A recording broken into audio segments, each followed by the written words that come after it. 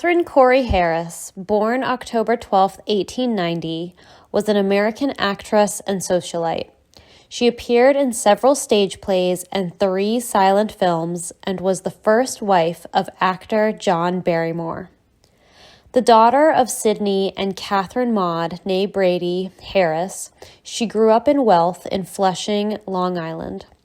She was married to John Barrymore from 1910 to 1917 and was considered a New York debutante at the time of her marriage.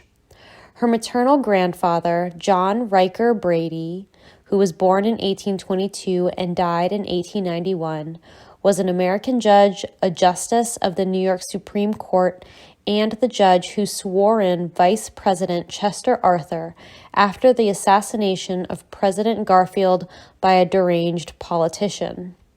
From 1888 to 1890, Brady served as president of the Lambs and was the first non-theatrical person to serve as its shepherd. The Lambs, Inc., or the Lambs Club, is a social club in New York City for actors, songwriters, and others involved in the theater. It is America's oldest theatrical organization. This is the environment Katherine grew up in. As Katherine Harris Barrymore, she appeared in 2 now-lost silent films, Nearly a King from 1916 and The Lost Bridegroom in 1916. In Nearly a King, one of the earliest screen appearances of a young Adolphe Menjou, just 25 years old, also appears. So Barrymore assisted him on the screen as well. You can learn more about the eccentricities of John Barrymore in its video on this channel.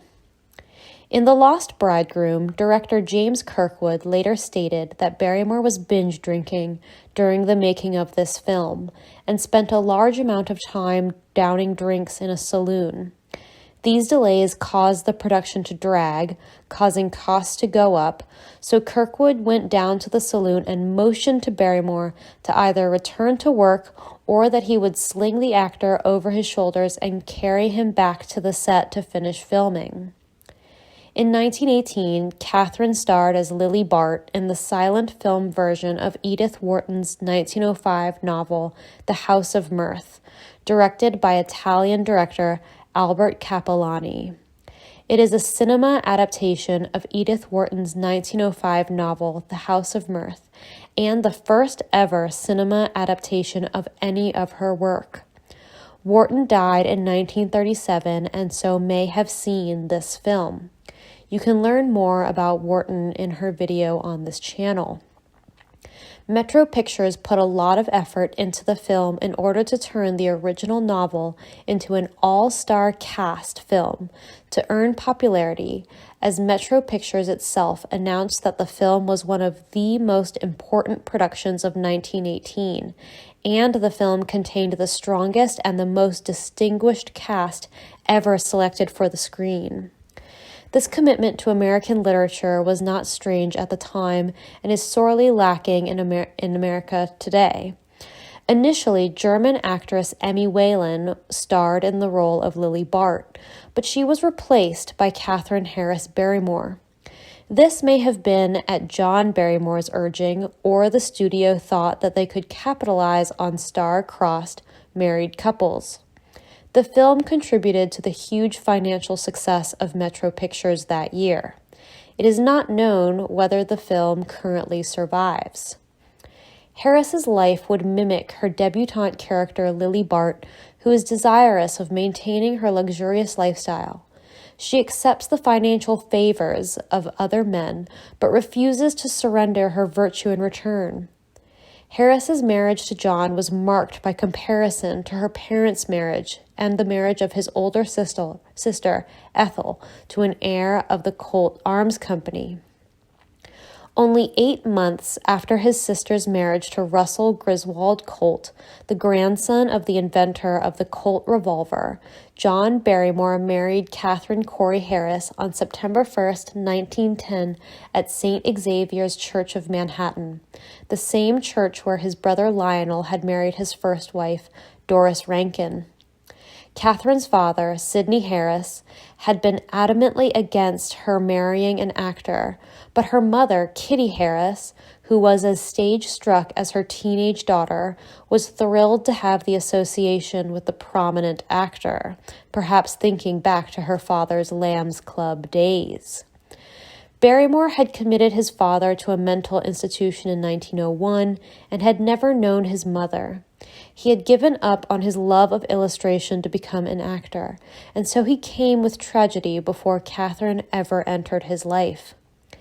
Katherine was only 17 when she married the 10 years older actor and was sadly naive compared to the worldly ways of her new husband.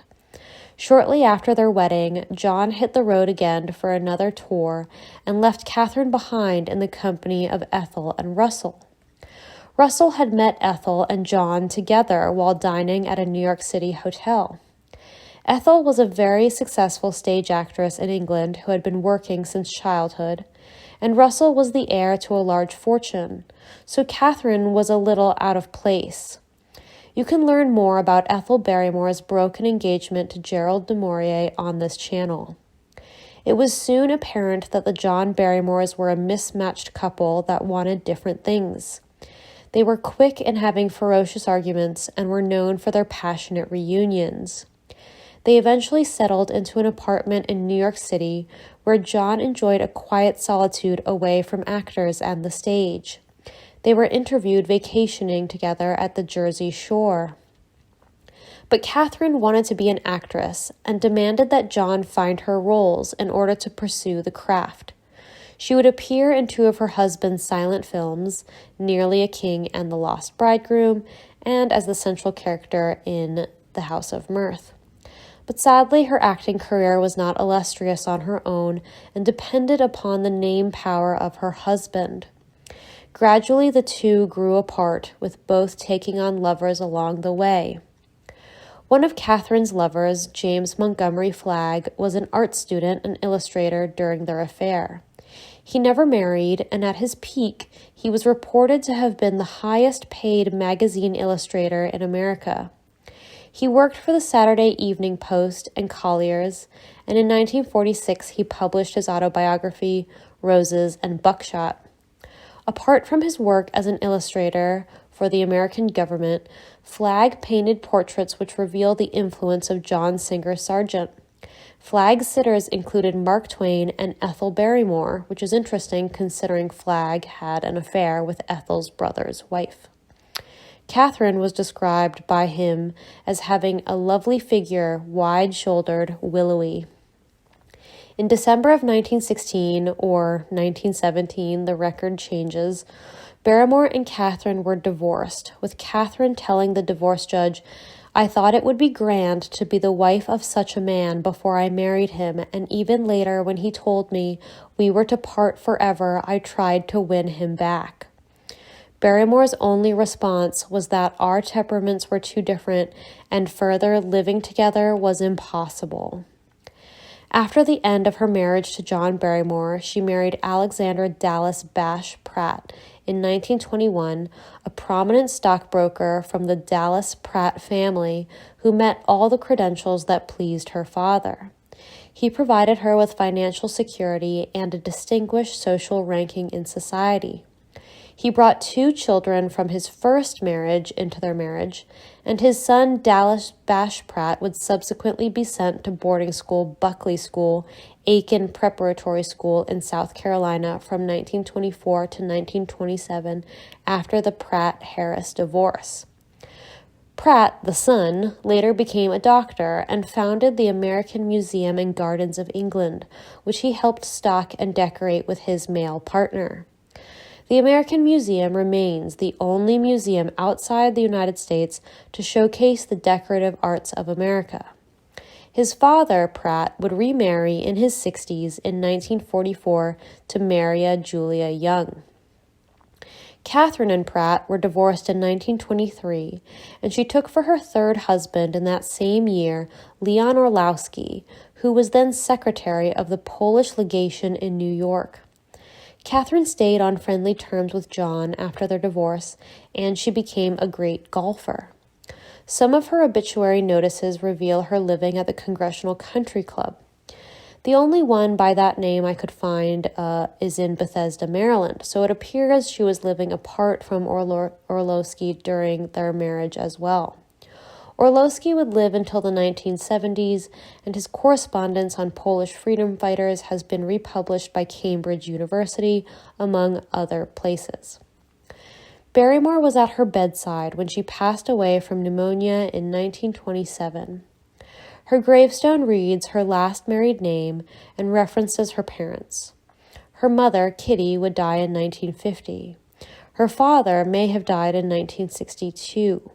She appears to have been an only child. Virgin Mary's words, according to Luke, are also recorded on the gravestone. Behold the handmaid of the Lord, be it unto me and according to thy word.